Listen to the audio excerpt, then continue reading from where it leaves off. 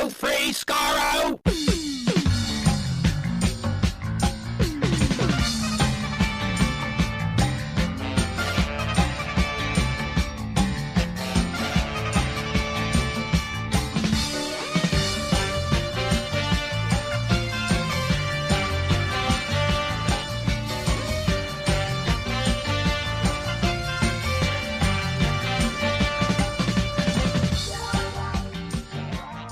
Hello, everyone. Welcome to Radio Free Skaro, episode number 900. I am Stephen in Edmonton. Warren in Vancouver. And Chris in Edmonton. Chris has caught a cold again for celebrating our 900th episode. Well done, Same one as last week. Same one as last week. I'm unhappy because you forced me to edit. You forced me to edit things, Chris, but thank you for your notes for when you had to cough. They were very helpful. Hopefully the people at home didn't notice that Chris coughed like 28 times during last week's episode. Well, if you did your job, they didn't. That's true. Got it from England. The home of the common cold is England, apparently. Because that's where he got it from, because you were there. Except I think this is an uncommon one. An uncommon. Ooh. Oh, well then. But it's not COVID cold. I felt slightly off this week too. I'm just like, is this it? Is this the COVID thing again? Because I had that's the frustrating thing when you get COVID. You just realize, well, wait a second, the symptoms were just kind of like just getting a cold, except it was just worse. And so when you feel anything close to what a cold feels like, it's like, oh no, it's COVID. It's COVID. It's not COVID. Well, the other thing is that when I got COVID about, I guess, a year ago now, I hadn't been sick for 2 years. Yeah. I was like, what the hell is this? I know. What is going on? Why do I feel off? I know. And I always felt quaint to get slight cold symptoms this past week. No, I remember this. I came back from vaccine denying Las Vegas and I was fine. So I don't know what that says, but yeah. Well, we're here though. 900 episodes. Numbered. We lost count of how many actual, with fluid links and special Wednesday cutaways and Gallifreys and such. Yeah. I mean, because we sometimes cram more of those in the weekend. I don't know. 900. It's just a number. I know people, always say, "Oh, it's just a number." I'm not really 80 years old. It's just a number. But yeah, we walk through eternity. We sure do. We do. With Sarah making a moo face behind us. We do. Yeah, we do the years. I mean, we're hitting, what is this, 2023? This is what, 17th year? 18th year? Something like that, 17th year of this podcast come August. I mean, that's the Next real year this one. podcast can drink in Alberta. Legally. It's been drinking for quite a while. It's been shotgunning at bush parties. That's what this podcast does. Yeah, since we were 50. Since the Jodie Whittaker era, we've been shotgunning at bush parties. Somewhere near Stettler. Wow, that is a very, very regional and probably dated reference. Probably, yeah. I never was invited to those. Or at least I never went. Yeah. Pretty happy about that. Yeah. Yeah. I didn't, I don't know. I was a very, very responsible young adult because I was a Doctor Who fan. Are the two related? Are the two related? That's the word you're looking for, nerd. Yeah, I was a nerd. Still am to some extent. Hey, this past week here in North America, I know you people in Region A got your Series 2 Blu-ray, Season 2, I should say, Season 2 Blu-rays. Mine came. Mine, yeah. Did you, Chris? Did you at least take the plastic off it? No, not yet. Good man. I love this bloody-mindedness or neglect, either or. Yeah. Just like I still haven't taken the plastic off the Series 9 set I got when I was in Britain. Oh yeah, that's right. You got the Series. Wow, it's just right there. Just take the plastic off. Honestly, the fact that it drives you crazy is probably why I shouldn't, Chris. It's so weird. I don't know why that, brother. Well, but just because we're always so annoyed on this podcast when things aren't released, and then you go to England and get them. It's just, I'll just put it over there. Yep. See, my version of this is when people get mad at me for taking the dollies out of the packaging. I'm like, well, how else am I supposed to make comics? Yeah. Like, come on. Well, I mean, maybe that's what Chris is doing. Just like, I'm keeping the packaging on. You never know. You never know when these things are going to be worth a lot by. I think the plastic is still on like Abominable Snowman, Galaxy 4. Oh my God. I just want to point out, I don't watch the stuff I have. I know, I do take the plastic off. I feel like Galaxy 4 came out like 8 years ago now. Like, that's a long time ago. You are disrespecting them. But Terry Burnett, by the way, died. This was mentioned in Doctor Who magazine. Terry Burnett, the film collector who had held on to Galaxy 4 Part 3 and the Underwater Menace Part 2, and revealed them back in 2011. He passed away. So you were disrespecting the memory of Terry Burnett by not at least watching Galaxy 4. I have a question about this. All right. I have Abominable Snowman. It's been sitting in my PlayStation for about 2 months. Right. Half watched, but the plastic is off. Am I a better or worse person for this? You know what? I've only watched the documentary of the Abominable Snowman, and then I kind of I did watch that. moved Yeah, on. I did watch that. I kind of moved on. Oddly enough, so I've just been on my marathon, my daily marathon. I'm into Trial of a Time Lord, which I love. I love Trial of a Time Lord. I have yet to watch, and now I can't remember where it's on. I have yet to watch the Doctor Who cooking thing. I have yet to watch it. I watched that extra. You know the one I'm talking about, where they go through the Doctor Who cookbook and cook stuff. Is that on 22 or 23? Which one is that? Do you remember offhand? I can't remember. No, I can't recall. No, because we don't have the book. We don't have the books in the North American version, so we can't even. Which is really upsetting because on the back of the season 2 set, the William Hartnell one that just came out here, it says, "And you get 23. 23. You get an exclusive book." It says on the back of the DVD case, on the Blu-ray case. There's no book. There's no book for us. There's none. Never has been. Never has been a book. There have been the PDF version of the first one, season 12, that came out, and that's the first and last time they decided to put a PDF version of the book that everyone in the UK gets. We have not got those. Yes, all we want America. all we want is a PDF. All I want is a PDF because every time I have to, open. Okay, which extra is this one? Oh, is it on? Nope, it's not on that disc. Put it back. Go in here. There's never been a more put-upon continent than North America. Never. What a tragedy this is. Not once has this continent ever faced such strife than when Doctor Who DVDs have not included the booklets. I mean, that's accurate. Never once has this continent faced such strife, meaning very little strife like this. Mm-hmm. It's good though. I've been watching. Because I watched the episodes like a couple years ago now during this most recent marathon. Because there will be others. There will be other pilgrimages in my future. Rest assured. But so I just sort of been having all the Hartnell ones going in the background as I edit podcasts during the day, and I can just sort of read the info text, which I love. So I'm already through Web Planet. I've already watched it all of Web Planet through. Web Planet's terrible, guys. It's not good. I really don't like that story anymore. I love my pilgrimage. I hate Web Planet. I just, you know what? I will mention this later on because Doctor Who magazine posted the 60th anniversary polls, and we'll tell you where that finished in there. But I used to be a defender of it, and I'm kind of become an apologist, and now I'm just like, oh god, that's just so bad. It's just bad. I mean, back in the day, I got like 8,000 bajillion viewers, but there was nothing else on. Yeah, and the Daleks were on like a month prior to that, thinking maybe the Daleks will be back this week. No, they're not. That's a lot of, I don't know what the actual broadcast term is for that, but just kind of like hanging on after the fact. So much. Oh, the Dalek Invasion of Earth cast a long shadow on the ratings, and then oddly enough, it was the Web Planet that basically killed it, and like nobody tuned in after that. It's like, I don't think they're coming back, guys. I don't think they're coming back. You may move on. Yeah, it's, I know I've complained about it a lot, but Richard Martin is probably the worst director in the classic Doctor Who history. There, I said it. Just not good. Not good. I think, I would have loved to see if Douglas Camfield or somebody had with a more artistic vision got their hooks into Web Planet, if that might have turned out better. But it's just it's a technical disaster, is the Web Planet. Well, with those sets and those costumes, it would be tough. It would be tough, but oh man, like Isn't this the one where you praise the ambition, or is that a different? Oh, one? It's ambitious.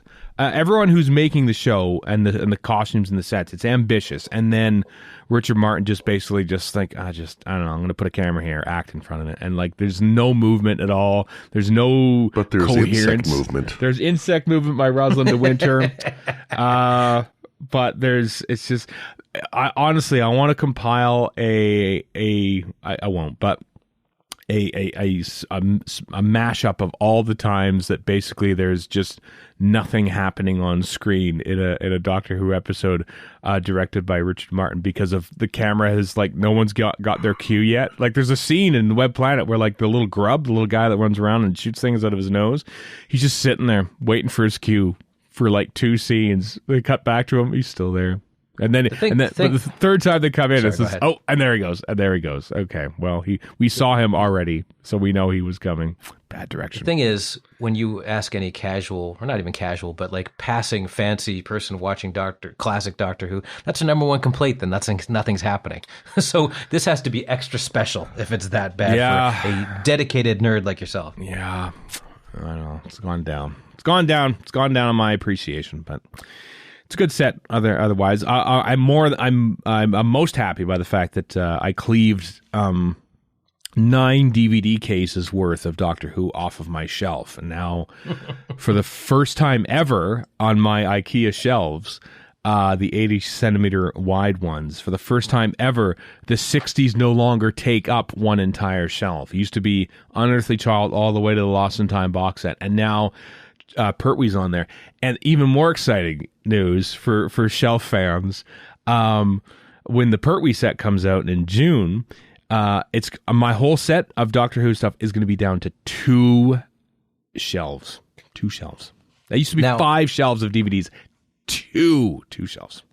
I criticize you for this obsessive nonsense, but I have recently shifted around my dollies, because I have all the Doctor Who dollies who have played the Doctors Who in a line, and it used to be I had from 1 to 7, and then I started with McGann up to the current one. But because we have a 14th and soon a 15th Doctor, I've had to shift things around. So now McGann is part of the classic crew, which irks me to no end, but it makes sense with the presentation of the dollies. So it's like, I understand what you're saying, kind of, due to that. And I've got this empty space where Shooty will eventually be, but... Right.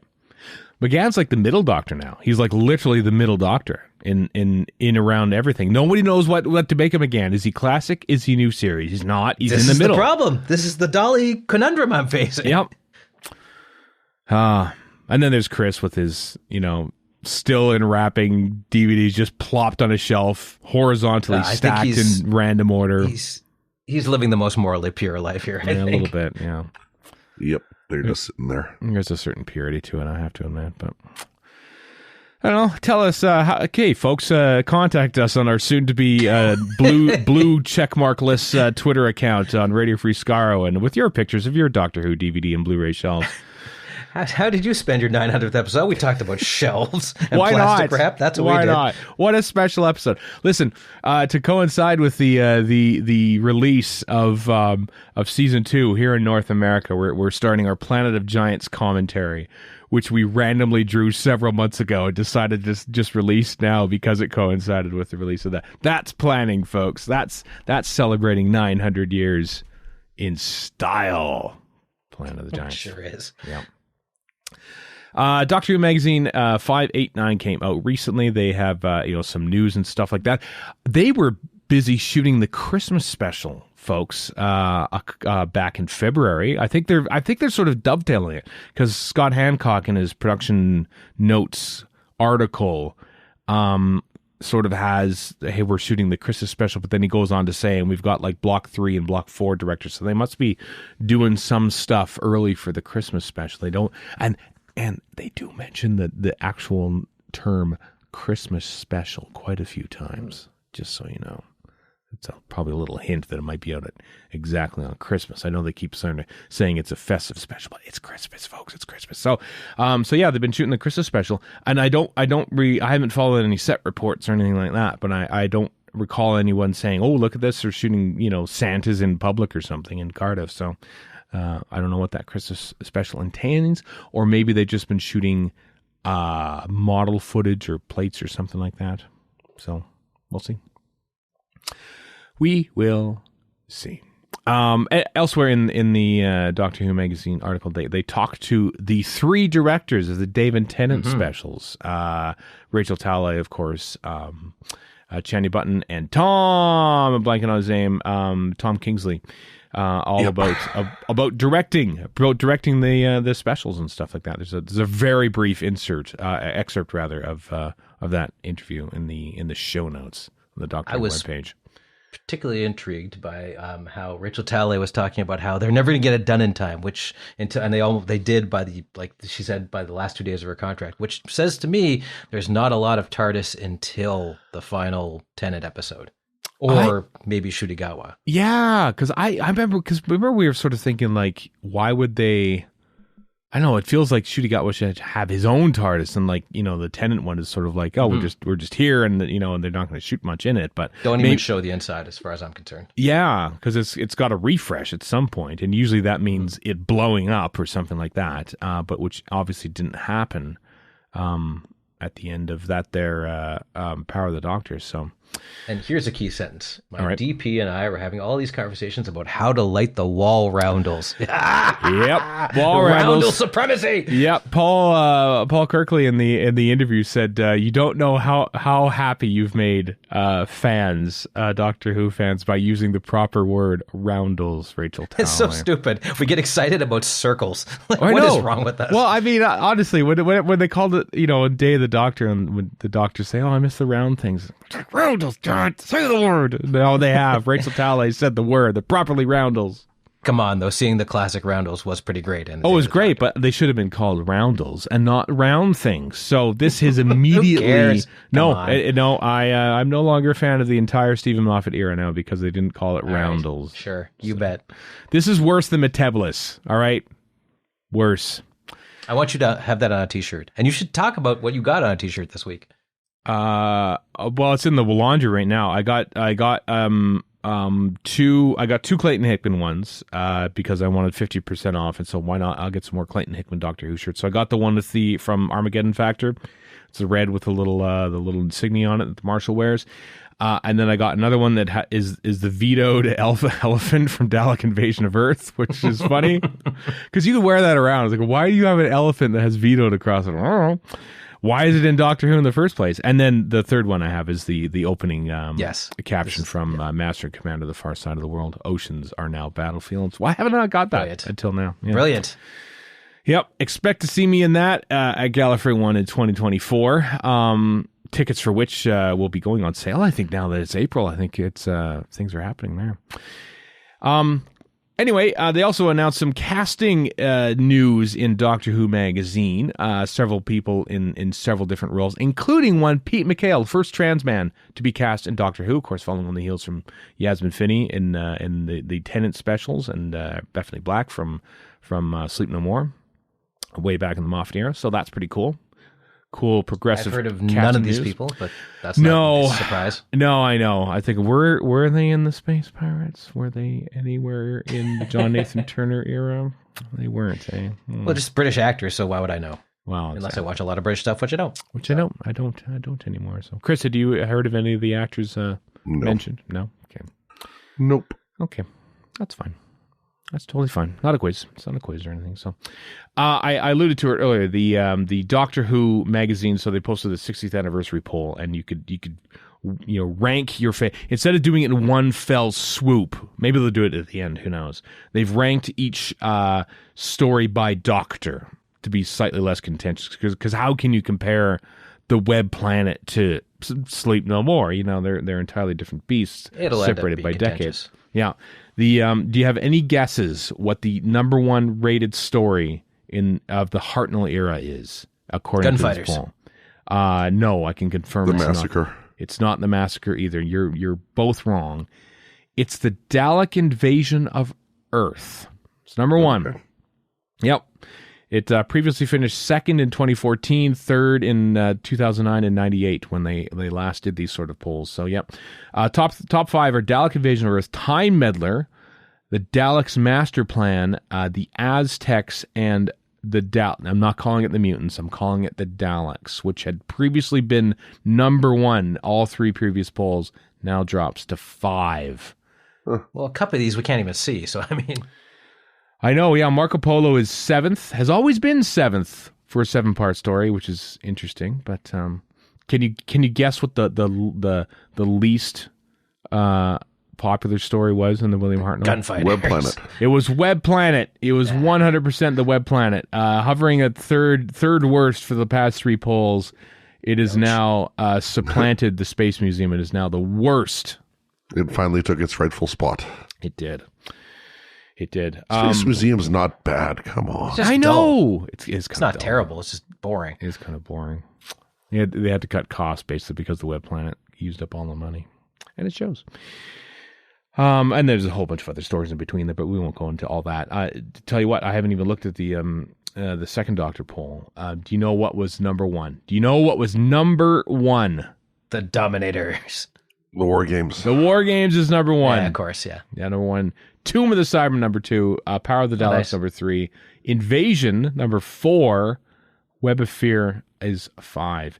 Interesting. I just be given that there's The Enemy of the World, which is 17th in 98, 15th in 2009, and then people actually saw it, and it went up to 7th, and that's where it remains. It's a pretty solid list, the top 5. The bottom, of course, is very inaccurate, given that the Space Pirates once again continues its dynasty on the bottom. It's always finished last in every single poll that Dr. Your Space Pirates advocacy is noted. I know. If people saw it, I tell you, might. People could see it. People could see it, exactly. But you can't. Anything other than telesnap form.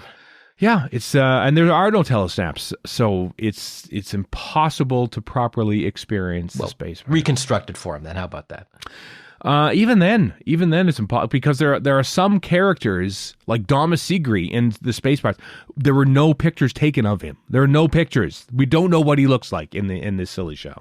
There are no publicity photos at all. So, yeah, it's the most. So if they ever animate it, that means Ian Levine can't get mad at Gary Russell. But he will anyway. He'll find a way. That's no guarantee. He'll get mad at him for some other reason. Don't you worry. So there. I don't know if those results jive with what you would think, but there they are. I imagine next month will be the Pertwee and Tom Baker ones. So, Tom Baker. I look forward to this. Yeah. I wonder what's going to be top. Genesis, do you think? City of Death? It's no longer fashionable. Either of those are quite possible. Yeah. There's been a bit of a Genesis backlash of late of saying it's too long and all the rest of it. I disagree completely, but yeah, I don't know who these people are. It's too long. Come on. Evil, wrong people. Have you seen a Netflix show? They are like forever dragging those things out. Too long. And Genesis shot on SD tape in the 1970s, more colorful than most Netflix shows. Yes. God, yes. Drab mush. Also, does a Netflix show have a Time Lord with a floppy brim? No, he does not. Nope. Does not indeed. What is next here in our thing? Oh, Doctor Who Am I is out now in North America. Not on Blu-ray here in Canada, I might add, but it is in the United States. What? It's on iTunes. I know you bought the UK Blu-ray, which apparently is region-free. So if you bought it like Gal for One or something, yeah. I did buy it at Gal for One. In fact, I had to buy it by basically PayPaling one of the producers. So she keeps coming up on my Facebook as this could be a friend of yours. I'm like, who the hell is this? Oh, okay. I keep remembering after the fact, this is the producer of Doctor Who Am I. So I don't know who this is. Oh, that's who that is. Okay. You just keep chucking Vanessa Ewell like $20 every. I think, you know what? I'd like this film. Here's another $20 for you. Here you go. They're going to PayPal you another $20. That tip jar. You've turned it into a tip jar in a way. But no, I bought mine on iTunes. And when it comes out on Blu-ray here in North America, I'll buy it. I think because Amazon shipping from Amazon in the U.S. is sometimes costly and weird. So, although I got my Lego Dimensions Powerpuff Girls pack 11 days quicker than I anticipated, even though I think it came from the States at some point. So there's that. I can't criticize. I've ordered a custom BBC cameraman. I'm looking at minis of the Seven Samurai and Akira Kurosawa. I am no one to criticize. Right. Exactly, Warren. Exactly. Last night I was floating through my subscribed YouTube channels and noticed that there is a whole bunch of new old stuff from the BBC Archive channel on the Radiophonic Workshop, like dating back through the 1970s into the 1980s. There was Roger Lim telling you how like a synthesizer worked. There was a clip of Malcolm Clark that I had seen on one of the NGN specials that they used to do in the 80s. I remember seeing it before, where Malcolm Clark is showing doing music for Resurrection of the Daleks. That whole clip is on there. Liz Parker is showing how she's making music for The Living Planet.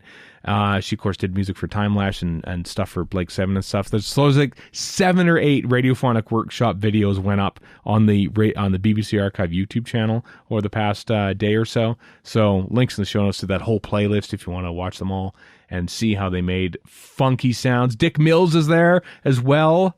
So it's always fun to see Dick Mills circa like 1979 looking as disco as all get out. So nice. Yeah. Very friendly fellow. Very friendly fellow. Love Dick Mills. Yep. So have a look. Links in the show notes, radiofreesky.com to check those videos out.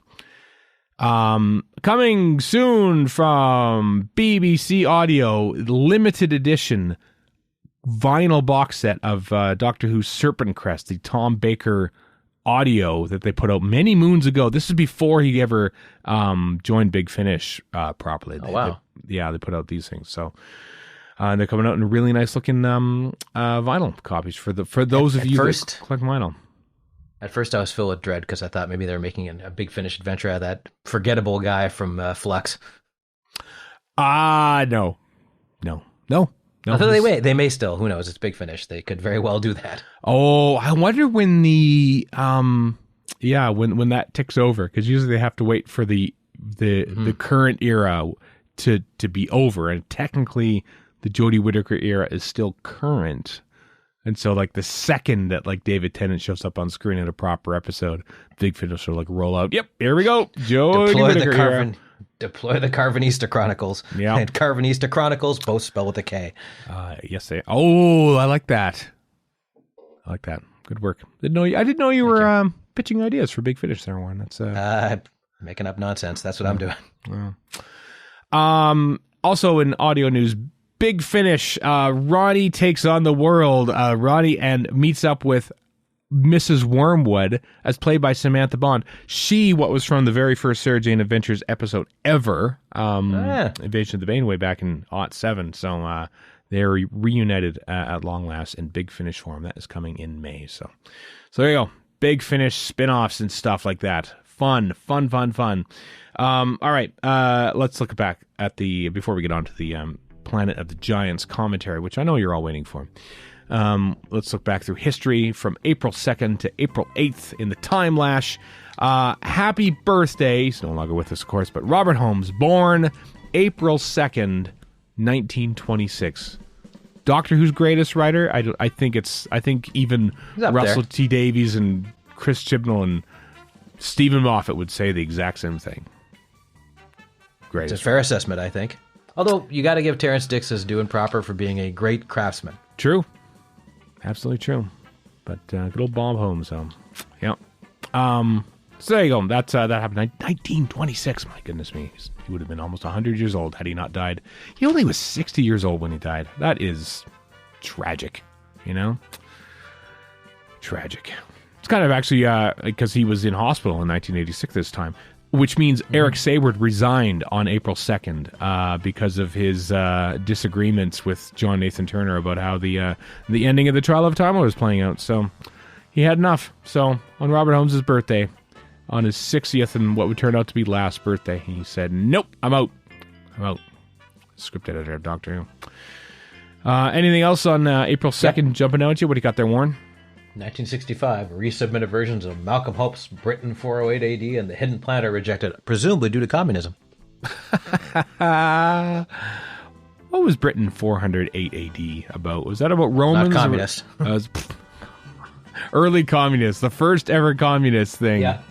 Everything is communist with Malcolm Hope. The departure of the Romans from Britain around the start of the 5th century, in the midst of clashes against the Celts and the Saxons, culminating with the time travelers fleeing the local peoples back to the safety of the TARDIS. Oh, there you go. Good old-fashioned historicals. At Lime Grove. At Lime Grove is where it would have been. It popped up in the first season, and they tried to revive it for season 3, but nope, out you go. Yeah. Never to write for Doctor Who, Malcolm Hulk. Yeah. was there from the very beginning, Malcolm Hulk. It's interesting how long it took for him to finally write on the show, given he was there for quite a lot of ideas in the early days, like the Hidden Planet and 408 AD. So interesting. Hey, the Celestial Toymaker episode 1 premiered on April 2nd, 1966. Everybody loves the Celestial Toymaker, and they may again or not, depending on who Doogie Howser's playing. Oh, that's right. Or if they find one of the episodes, that was one of the more recent rumors, is that one of the episodes of Celestial Toymaker exists in someone's attic or basement or something like that. So we'll see. Anything else on the second, or shall we move on? What do you got? What's happening? One more thing, and this is more just a tribute to a particular episode.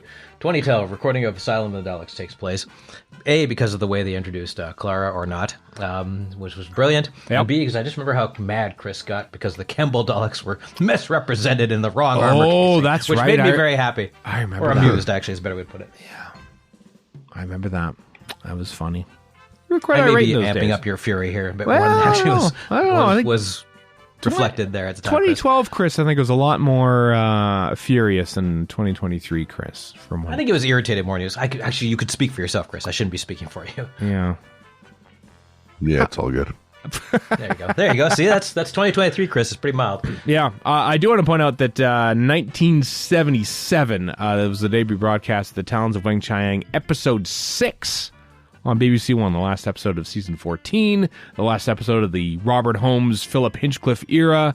And the very next night is when the Who's Doctor Who special with Melvin Bragg was aired on BBC One. I loved it. Just because Melvin Bragg's in it, I love it. Melvin Bragg's in it, yeah, exactly. So that happened. Oddly enough, that's not mentioned. That's not mentioned on April 3rd, but I mentioned it for you because I remember dates, and that's what happened on April 3rd, 1977. Michael Hayes, the late director of City of Death, Androids of Terra, and Armageddon Factor, was born on April 3rd, 1929. I think he was one of our first miniscope subjects, now that I think about it, but I could be misremembering. Yes. Thought so. Anything else? 1980 seems interesting, if anyone, just because it's Adric related. Matthew Waterhouse is contracted to play Adric in 24 episodes, covering the final 6 stories of season 18, with an option for 28 more. 28. Just to create false mythology. I wonder if the makers of Star Trek Next Generation said, look at what a great job they did on Doctor Who. Let's do the same with Wesley Crusher. They did not. I'm sure they didn't in any way. I don't know. Yeah. Well, if you think back to some of the stuff we've seen about, Fraser Hines' contract extended 6 episodes or whatever. The fact that they've given him a 52 episode run and option. Right. That's a lot. It is a lot. It is a lot. I'm really curious about the 28 because the 28 episode budget, I think, is what Doctor Who got for season 19, but John Nathan Turner used the budget for 2 of those episodes to make K9 and Company. So was the option taken up? I don't know about this. Was the option taken up for all the actors for season 19, and it says, hey, 28 episodes, so we got to pay you for 28. Were they paid for K9 and Company, even though they weren't in it? I don't know. I don't know the story behind that, because probably that's where the money comes from. Adric was paid out all the way. He was paid. Listen, Adric was paid to not be in Time Flight. He was contracted for certainly the first 2 episodes, and I think he got paid obviously for the last 2 as well, even though he wasn't in it. So, good job, Matthew Waterhouse, getting paid to not be in Doctor Who. Speaking of other Matthews, 2010 debut broadcast of the 11th Hour. Matt Smith's first foray. My God. Holy crap. That's 13 years ago, folks. I know. That's nuts. 13 years ago. Wow. It's a cliche now to say that that's the best story to introduce to new viewers. So far it is. It really is. It just is. That's all there is to it. It's so good. It's so good. Yeah. Effortless, perfect Doctor Who, 11th Hour. 13 years ago. Almost half of Matthew Smith's, now I'm saying it, Matt Smith's life It's weird. ago. Doesn't it sound weird? It feels weird. I thought you were going to talk about Matthew Graham, Chris. I don't know what's going on here. I didn't know where you were going with that. I've never heard him called Matthew Smith before, but he is. So, wow. April 3rd. Anyway, moving on. April 4th, Derek Martinez was born April 4th, 1931. Directed several Doctor Who stories from Galaxy 4 all the way up until Spearhead from Space. Born that day in 1931. Debut broadcast of Marco Polo, Episode 7, Assassin of Peking. Still haven't seen it. Yeah, fair enough. Yeah. Anything else jumping out at you for April 4th? 1966, Brian Hales commissioned to write Smugglers, suspending work on the Nazis. the cursed story, and for good reason, probably. Probably, yeah. Yeah. Hey, you know what? At least that's a story that Brian Hales got across the finish line. The Smugglers. Good for him. Doesn't happen that often for Brian Hales, without someone having to pick up the ball and write the rest of it. So, yeah. Good job, Smugglers. Speaking of commissions, 1974, Terry Nation commissioned to write Genesis of the Daleks. Oh, that was a good one. We already talked It was about all right, yes. It was all right. And it was mostly done by Terry Nation. Everyone just assumed that, well, it's Terry Nation and it's good. So obviously Robert Holmes had to write a lot of it. No, he didn't. Robert Holmes was busy rewriting Ark in Space and Revenge of the Cybermen. He was too busy to rewrite Genesis of the Daleks. Yeah, mostly Terry Nation. And all it took was them saying, "Oh, Terry, not this again." Yeah, exactly. Got it in gear. Somebody called him on his nonsense. Yeah, exactly. Oh boy, remember this time period in 2005? March 31st happened already, where the BBC News report saying that Eccleston has left Doctor Who because he found it tough to make and didn't want to be typecast, and it was wrong. Jane Tranter, April 4th, 2005, then controller of drama commissioning at BBC, publicly apologizes for the BBC's inaccurate portrayal of Christopher Eccleston's reasons for leaving Doctor Who. Well, it's a good thing that happened before the invention of Twitter. That's all I'm saying. Oh, goodness me, yeah. That's right. Now Jane Tranter is part of Bad Wolf. She's making the damn show, so how about that? Well, then. Yeah, I know. Well, then indeed, Warren. Let's move on. April 5th. 1967, April 5th, the controller of programs for BBC One, Michael Peacock. Peacock. That's a little on the nose. I know. Well, no, I'm just wondering because Daniel Peacock, is that the name? The guy who plays Ray Purchase on Toast of London is named Peacock. I wonder if this is a relation. Wouldn't surprise me. I know. Indicates that Doctor Who will return for season 5. Please tell me he talks just like Ray Purchase. Return for season 5. I bleep thee nay. Historic day. I wonder if he said that in a tweet, by the way. Michael Peacock on Twitter that day, on April 5th, 1967, said he sure did. He tied a note to a bird and threw it at people. Yep. We lost a couple of Titans that the same day in history. Gerald Blake, who had directed Doctor Who, and I think he directed Abominable Snowmen and Invasion of Time. I think 1991 he died, and John Wiles died April 5th, 1999, which is too bad because I would have liked to have pumped more information. He died a few years too early for this podcast to take advantage of his knowledge. That's your one regret of his death, is that we couldn't harass him for information on stuff. Well, then we only had the unreliable Donald Tosh to get information about those days, and he was very much an unreliable narrator. So, yeah. Anyway, anything else happening on April 5th that you want to mention, bring up? Yeah, 2008 debut broadcast of Partners in Crime. Oh, wow. Still have which is great. Fond memories of going to Jeremy Bentham's launch party for Series 4 and watching that and guessing Rose's involvement before she was shown on screen. You guess? Really? When you were watching the episode or just beforehand? Yeah. No, during it, yeah. Oh, really? What tipped you off? I'm curious. Oh, I don't remember. Oh. It was 15 years ago, after all. It was 15 years ago. At the time watching it, I still couldn't care less about the actual story, but Tennant and Tate are so good in it. Yeah, I know I bring this up a lot of the times, Warren, but I remember you were very hesitant, as a lot of fans were, I think, about Catherine Tate coming back, just based on her... She's my fave. Yeah, she was brash and unpopular to some in Runaway Bride. I said, oh, what? Are we doing this? And she was great. Absolutely great. So good, in fact, that she came back again. She's coming back in November. I don't know if you know this, but she'll be back in Doctor Who. I was not aware. Yeah, with breaking news here, folks. Breaking news. April 6th. Let's move on to April 6th. How about happy birthday, Mark Strickson played Turlough in the classic series, and now spends most of his time cutting classic Doctor Who to bits on behind the sofa segments because he's got a director's eye now. You see. Anything else happening April 6th that jumps out at you want to talk about? 1985. Oh, sorry, Chris, you go ahead. 85, rumors begin to circulate on Twitter, no doubt. Yep. That season 23 will consist of fewer than the anticipated 26 episodes. So what, 25? I don't know. What, 14, folks. Yeah. 14. And they were half an hour, so, yeah. Death knell of Doctor Who. What happened in 1970 there, Warren?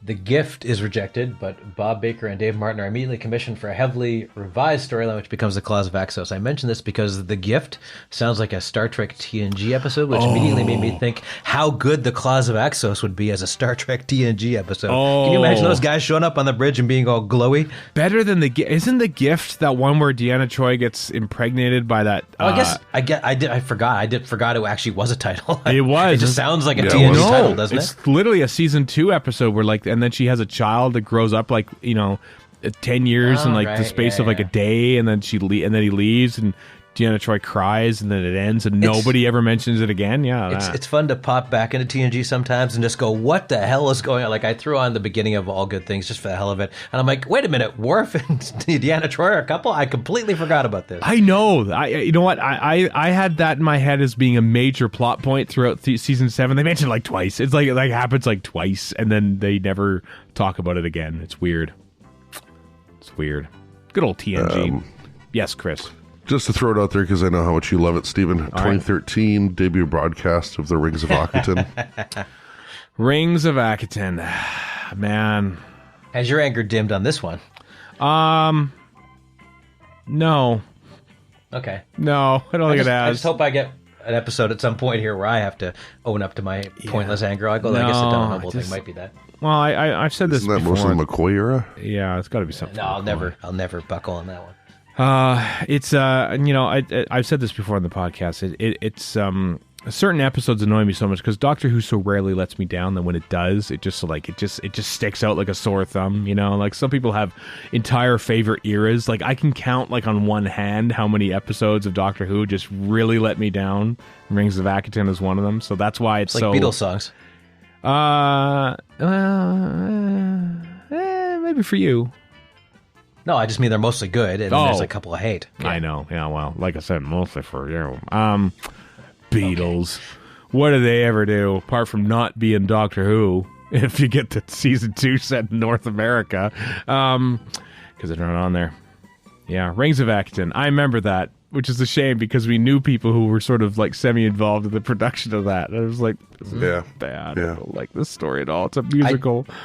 True, but I still like that they were involved with it, so... Yeah, I know. That's what I choose to take away. That is way cool. The creature costumes are really cool in it, but it's just this weird, dumb story where there's just a girl going on, she's just singing stuff, and Matt Smith has to explain the plot for the entire thing, and then at the very end, everyone makes these dumb, boring speeches, and then, there's another one! I have one more bone of contention with the Rings of Akaton, which is that I love the music at the end of Time of the Doctor where he was regenerating. Right. And I did a rewatch a while back and realized that music was introduced to Rings of Akaton, which makes me angry. Yeah. How dare you preempt this really good music with the same music? Sully it. Yeah, that's sullied.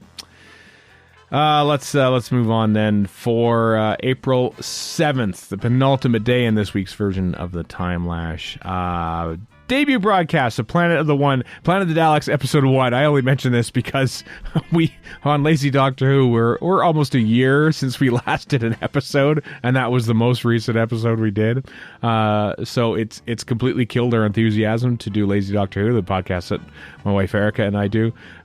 This is a public reminder, Erica, that we probably should get back doing that again so we can resume. I like how you're publicly flagellating yourself. I know. Well, we found other video games to play and stuff. She's been playing some video games and other things and watching stuff that, you know how it goes. So, yeah, Planet of the Dogs, episode 1 aired April 7th, 1973, the 50th anniversary of that episode broadcasting.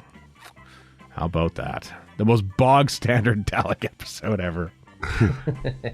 And what a shock that there's a Dalek at the end of it. Amazing. I can't believe it. Amazing. Yeah. Anything else? April 7th? Tangentially. Okay. Debut of the Shakespeare Code on 2007. Right. Only because, 2 reasons. A, they named it after the Da Vinci Code. B, people yell and scream about how Avatar has no cultural purchase. Who talks about the Da Vinci Code now? I was flipping the dial and I saw Tom Hanks in a movie I did not recognize, and I had to actually be an internet detective and figure out it was a Da Vinci Code movie. And I'm like, oh yeah, that was a book that was huge, but nobody cares anymore. No one does. But at the time, they named it an episode out, basically steal the name. I don't know what the hell. It was dumb. Such a disappointing thing. I know. Love's Labor's 1. It was right there. That was the working title all the way up through the making of the episode. It would still be remembered today. Dumb title. Yeah, title. I know. Just try to capture the current zeitgeist. Doctor Who is always just a current affairs program, really, when you think about it. It's just like...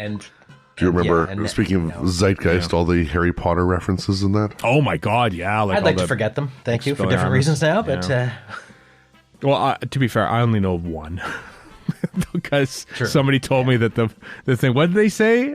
Expelliarmus is a spell from Harry Potter. Okay, all right. It's a dumb word. Well, it's Harry Potter, then. Yeah.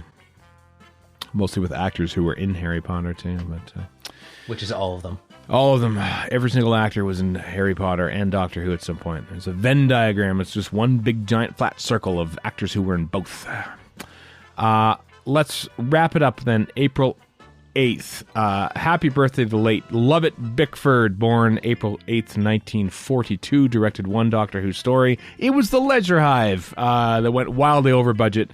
And thus was not invited back to be on Doctor Who. But I love The Ledger Hive for all its boringness. It's great. It's great 80s camera nonsense and stuff and Quantel and yeah. Oh, the Quantel is great. And I love the Fomassi. They look like hell, and that's why I love them. Yep. Yeah. Very, very 1980s was that. I just like saying Fomassi. It's just a fun word to say. It's an anagram of mafiosi. Mafioso. Yeah. Yep. There you go. Yeah. Did you know? Which was David Fisher's intention. Anything else jumping out for you, April 8th? If not, that's fine. Christopher H. Bidmead is commissioned to write Castrovalva relatively late in the day because it basically had to replace that, was it Project Zeta Minor, what was it called? That the Meglos guys had tried to write for Davison's debut episode, but it fell through, so they had to basically Zeta Sigma. Yeah, there you go, Theta Sigma. They had to had to make Four to Doomsday while they wrote a real first episode for Peter Davison's Doctor, and that was Castrovalva. Another story which I love, despite I probably shouldn't, but I do. So yeah, I love all the TARDIS stuff. And once they show up on Castrovalva, I couldn't care less. Yeah. Cool music by Patty Kingsland in that. That was my favorite thing. But anyway, let's wrap it up then. Let's all go home. Except we're not going to go home. We're going to watch the first episode of Doctor Who, The Planet of Giants, in an episode called Planet of Giants, and our Doctor Who Classic Series Commentary. Please enjoy. Are the microphones wired in? All round the condenser, most merciful. We're looking forward to excellent duodecaphonic sound. This is the moment when I get a real feeling of job satisfaction. Yes, welcome back. It's the Classic Series Commentary time, folks, and it doesn't get much more classic than this, chronologically. It's 1964's Planet of Giants, which kicked off Season 2, but was made as part of the first production block in Doctor Who. So I assume, you've got either your UK Blu-rays, which is what this is sourced from, or B, when this comes out on the main feed, hopefully, you've got your North American Blu-rays, which will hopefully not be too out of sync with this, because of different regions and stuff, then good. All legally purchased, I hope. All good. Here we go, folks. Planet of Giants, part 1 in 3, 2, 1, play. And it is actually called Planet of Giants. That's what threw me for a second. I was like, wait a minute, I should say the actual individual episode title, but it's Planet of Giants, which was handy for the Radio Times to was it the 10th anniversary issue where they published all the Doctor Who stories and just named the Hartnell ones after the first episode of each one. So annoying. Yeah, like I hate it when they do the that. Keys of Marinus became the Sea of Death and so on. I don't know which is the bigger annoyance, that or calling the later modern stuff season 35 or whatever. To be I think fair, probably the season 35 one is more annoying. yeah, it's much more annoying to me. Oh, look at that paper background. Yeah, look at that. That's great. It would annoy the hell out of me as a teenager. Now I'm like, it's wonderful. I mean, the Lego Dimensions recreation of this console room with the photographic blow-up wall.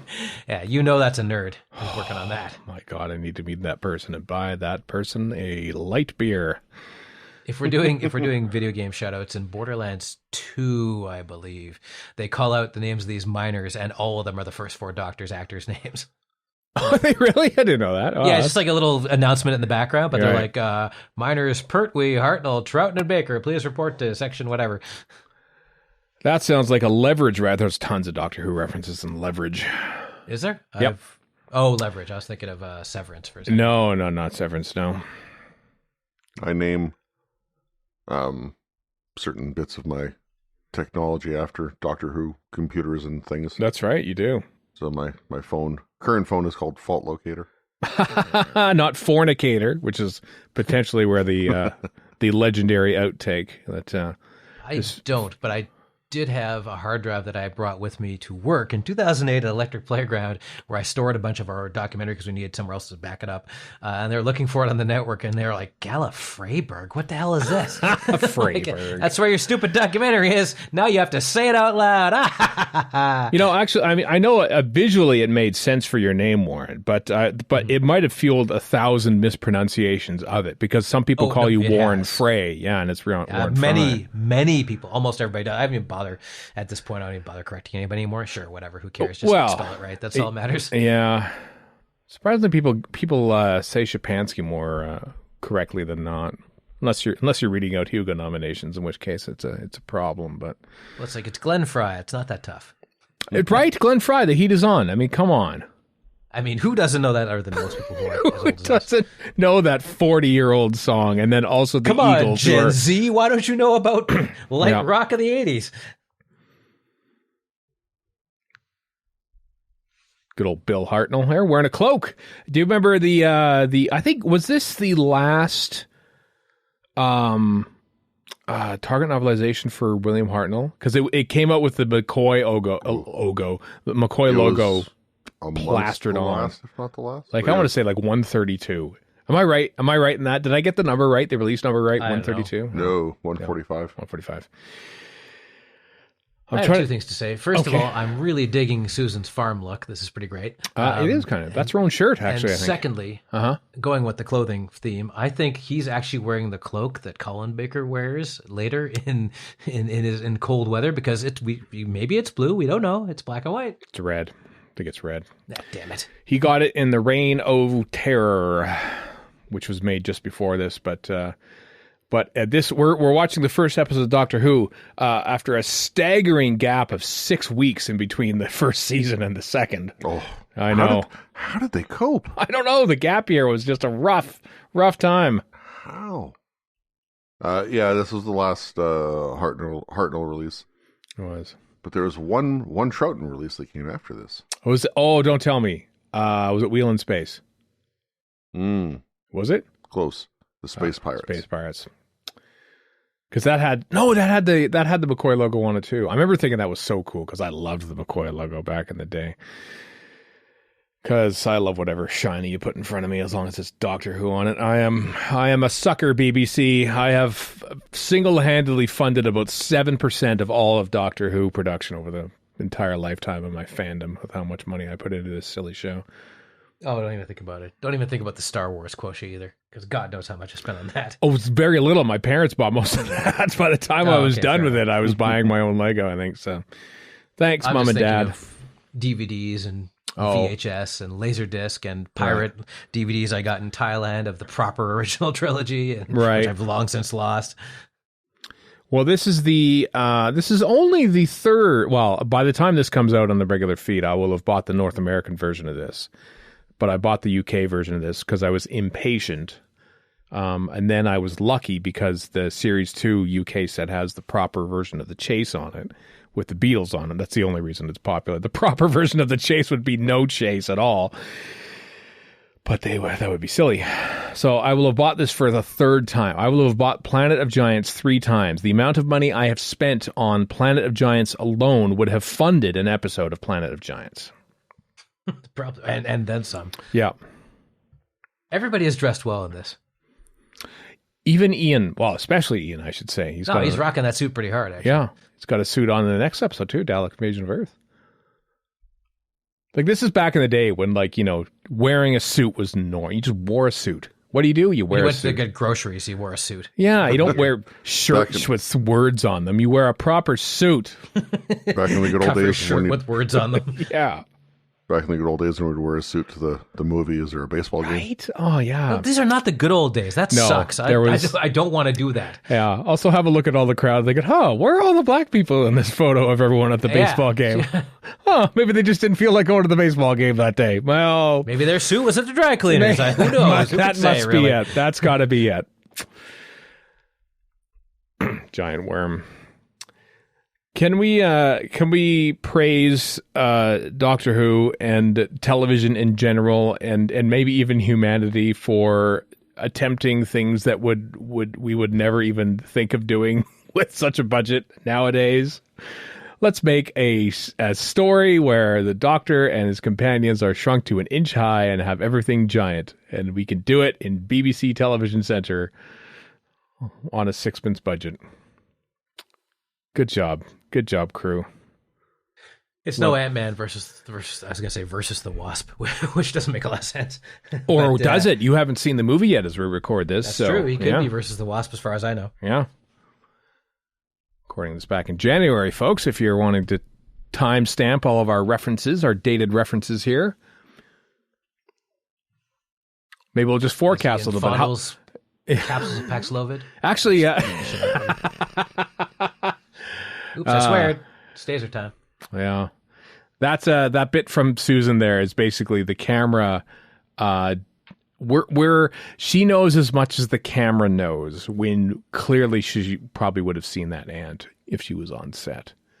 But because we don't see it, she doesn't see it. Hiding in plain sight, almost, you might say. Good looking ant, though.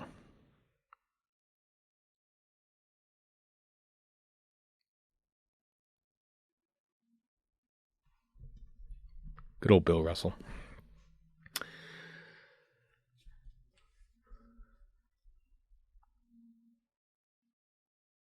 You're just watching it now. Yep. Yeah, I'm gripped. Yeah, it's gripping stuff. The BBC are superior at making fake rocks. Or maybe I just stared at enough of them over the course of the Monster of Peladon and the Hand of Fear, which also has some real rocks. Right. And I've just become rock-pilled. Yeah. One of the things that this story does well and does nice and early is breaks up the TARDIS team. Yeah. This is why they had a big TARDIS team back in the day. So, if earthworms couldn't possibly be this size because they couldn't breathe, how are these guys breathing is what I want to know. Why are the giant ants and Menoptera and on Vortis later on this year, why are they speaking English, Whatever. Well, that just makes sense. Science fiction. Obviously, the best country in the world, Britain, colonized them. I feel like Hartnell's wig is different. This story. It's shorter. It's a lot shorter. Like it's like the long bits tickle his ears a little bit there. It's longer. Look at how keen he is here, as opposed to just kind of out of it. Yeah. I know he even climbs a rock later on, but I also like that this set is probably tidy, and they're just kind of like, okay, go there. No, any further. Okay, go there. Yeah. No, not any further. Oh God. Well, this is all boils down to the ambition thing. I mean, it's fascinating. Like the idea of a miniatures episode was like one of the first things they thought up of when they were thinking up the show in general.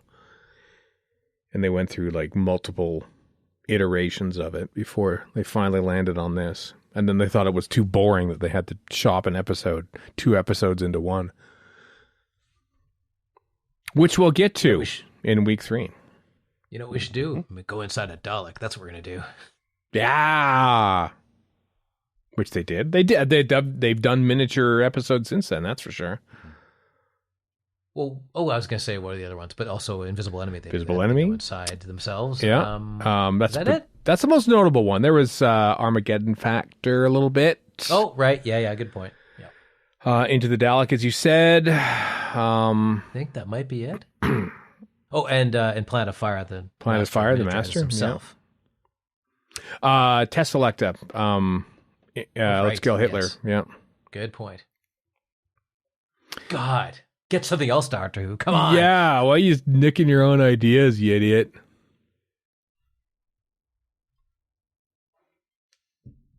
Hardy Annual.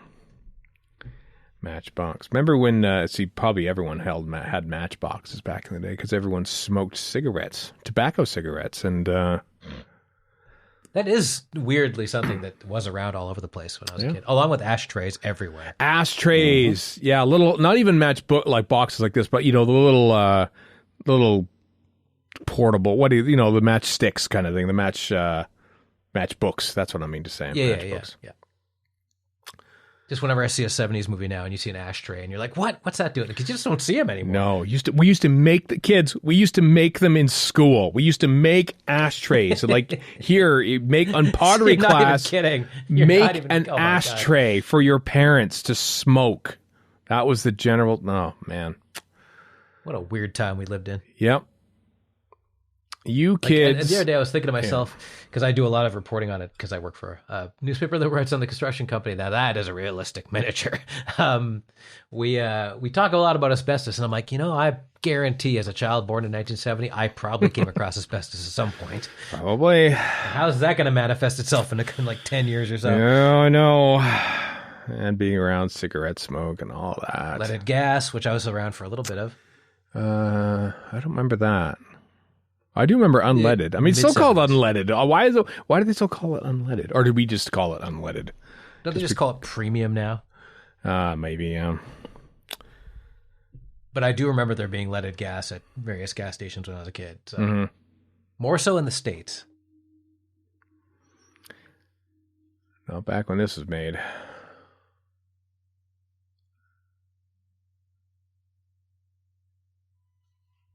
Mervyn Pinfield directed these, by the way. Ed Moffat himself? The associate producer himself. They called him in whenever there was technically complex stuff to do because he was a very, he invented the teleprompter, without getting to the patent office in time, but was that something where he invented it in England and somebody else invented it in the States, or did the States adapt what he'd done? Or I would bet it's parallel invention. I would think so, yeah, because otherwise he'd probably be known for it a lot more. Be called like the Pinfieldinator or something like that, but I'm calling it that from now on. Yeah. It's the White Guardian. Or Lawrence Welk. You take your pick. Yeah. This is this is Dudley Simpson's first music, and it's just jaunty. It's just like, why are there woodblocks in this very tense scene? Susan can climb basically a sheer wall just fine. Yeah. You can't walk 3 feet without tripping and breaking your ankle. That's true. She goes up well. She doesn't go side to side. So look at this. Look at Bill Hartnell doing his own stunts here. Look at that. Going up. Yeah. And this is what killed him. Yeah. Not the endless alcohol smoking. No. And being born at a certain time. Mm-hmm. That is a glass shot, folks. That there was a glass shot. The first floor of that house is real. The second floor is a painted Glass shot. That might have been That is neat. first instance of that. There'll be some other clever visual effects coming up later on in this story, but it's weird. You know, they kind of abandoned glass shots in Doctor Who for most of the 70s, if not all the 70s. I think maybe they might have used it in Deadly Assassin. But then Peter Moffat brings it back in State of Decay, and then they start using them again for a few times. And not in obvious places either.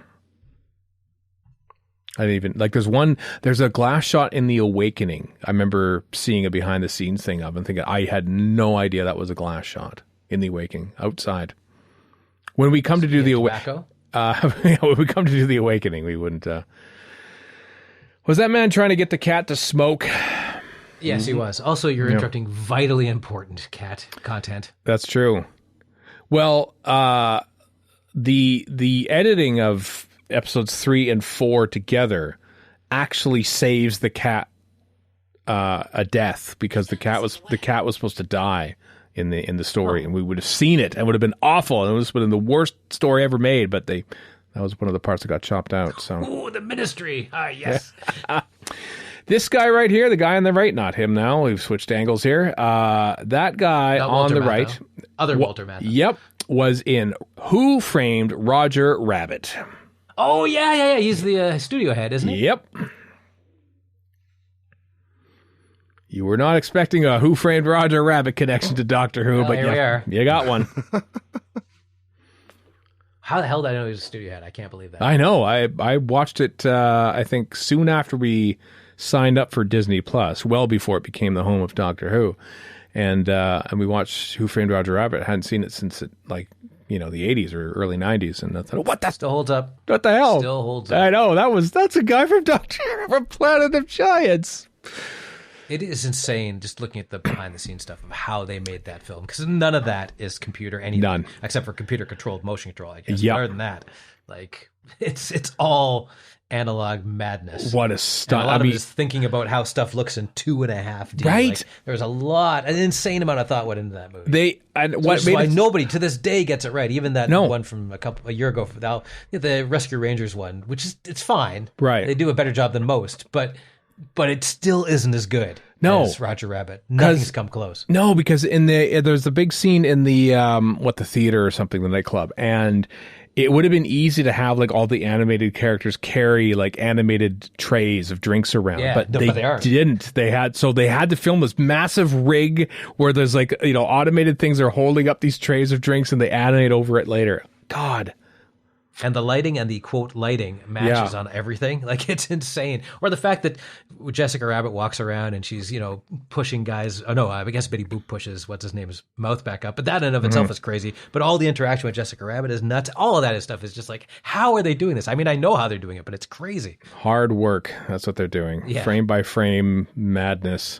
And then to say nothing of the rights issues, you will never ever see a movie with Donald Duck and Bugs Bunny or something. I guess Ready Player One is about the only one where you saw that. Jeez. Yeah, but that's what that and Space Jam 2, where nuns from the Devils appear in it, which is kind of awesome, actually.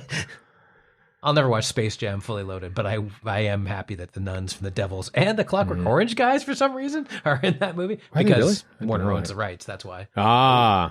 It's basically like a Lego Dimensions game. Just like, this is what we have the rights to. I think Lego Dimensions is a better story.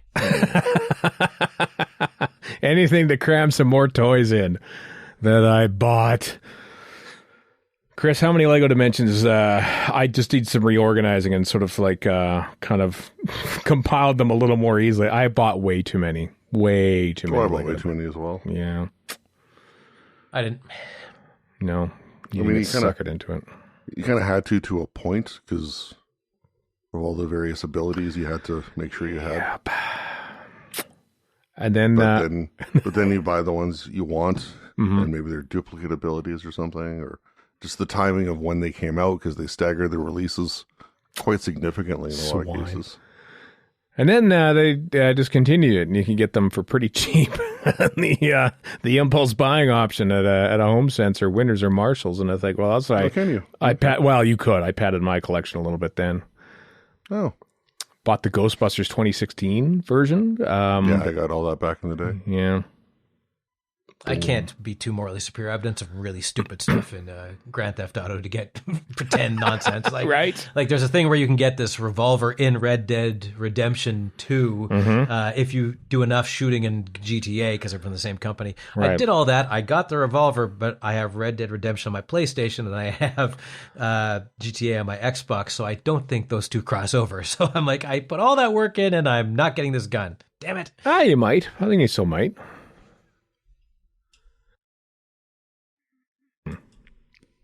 William Russell is great at acting against cheap props.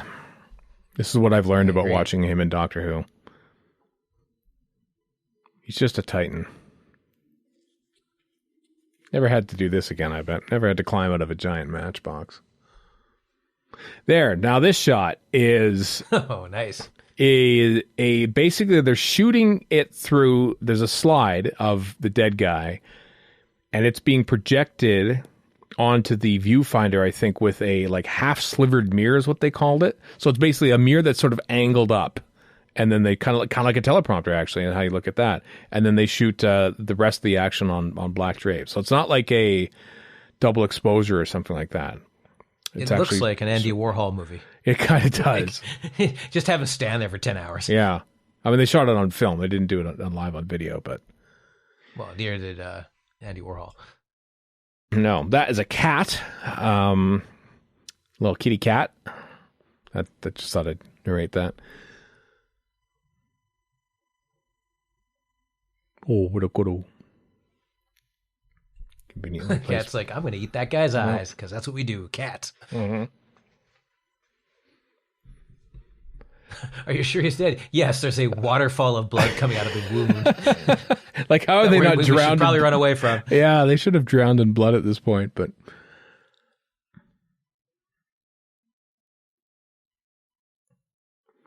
when I was a kid, actually it was far too, I think I was 12 when I did this.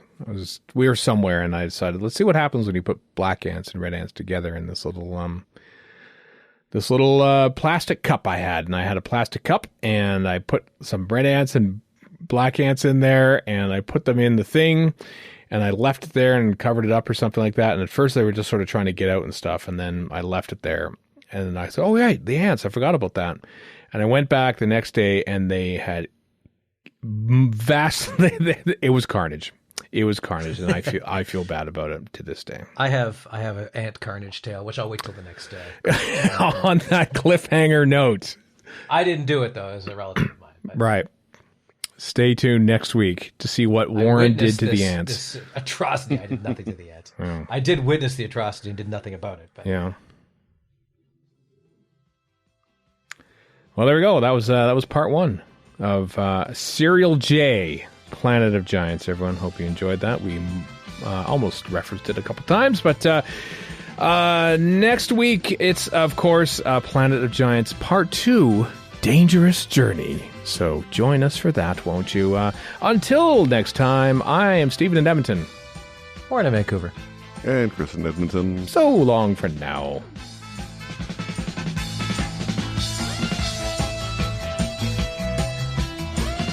You've been listening to Radio Free Skaro. Find us online at radiofreeskaro.com. Follow us on Twitter and Tumblr at Radio Free Skaro. Subscribe to us on iTunes and donate to the show at patreon.com/Radio Free Skaro. Thank you.